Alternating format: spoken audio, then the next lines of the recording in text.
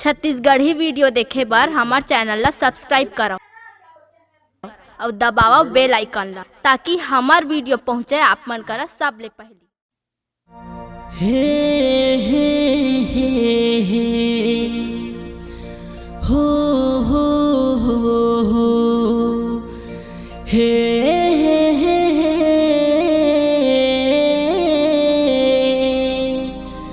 हो हो हो हे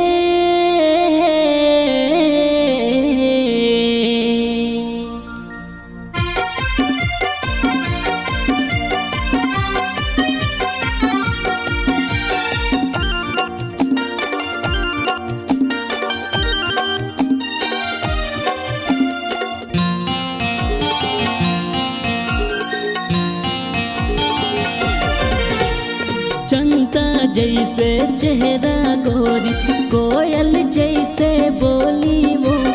चंदा जैसे चेहरा गोरी, कोयल जैसे बोली वो। फूल झरे तोर हंसी गोरी, मिठ लागे तोर बोली। ए गोरी तोर प्यार दिल माहे वो। ए गोरी तोर प्यार दिल माहे वो। चंदा जैसे चेहरा गोरी, कोयल जैसे बोली वो। चंदा जैसे चेहरा गोरी, कोयल जैसे बोली वो। फूल झरे तोर हंसी गोरी, मिठ लागे तोर बोली। ए गोरी तोर प्यार दिल माहे वो।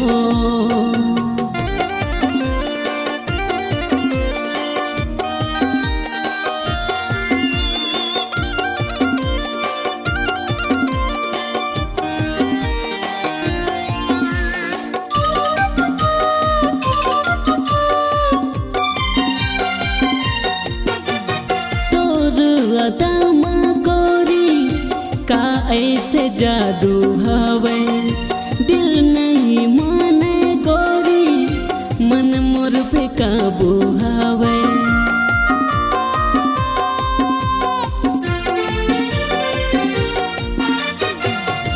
तोर अदामा गोरी का ऐसे जादू हवे, दिल नहीं माने गोरी, मन मोर बेकाबू हवे। तोरे चेहरा गोरी दिल ममो समाए ना। तोरे चेहरा गोरी मन ममो समाए ना। तोर बिना जी नहीं सको तही पता ना वो। ए गोरी तोर प्यार दिल माहे वो। ए गोरी तोर प्यार दिल माहे वो।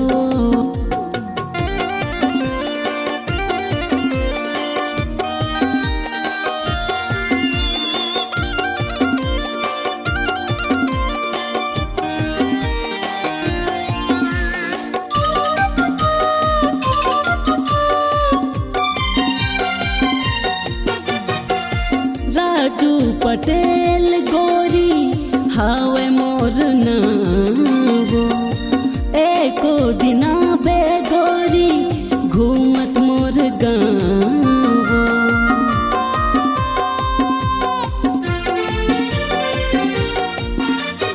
हाँ राजू पटेल गोरी हावे मोर नावो। एको दिना बे गोरी घूमत मोर गाँव। तोर बाल गोरी जैसे खटा छाए ना। तोरे बाल गोरी जैसे खटा छाए ना। तोर बिना जी नहीं सको तही पता ना वो। ए गोरी तोर प्यार दिल माहे वो। ए गोरी तोर प्यार दिल माहे वो। चंदा जैसे चेहरा गोरी, कोयल जैसे बोली वो। चंदा जैसे जैसे चेहरा गोरी, कोयल जैसे बोली वो, फूल झरे तोर हंसी गोरी, मीठ लागे तोर बोली, ए गोरी तोर प्यार दिल माहे वो, ए गोरी तोर प्यार दिल माहे वो।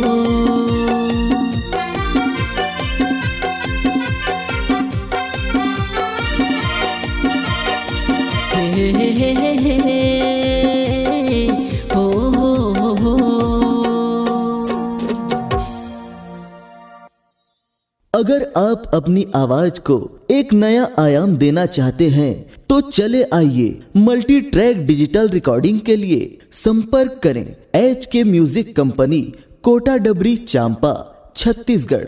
मोबाइल नंबर है 9329238487 और 8085380339।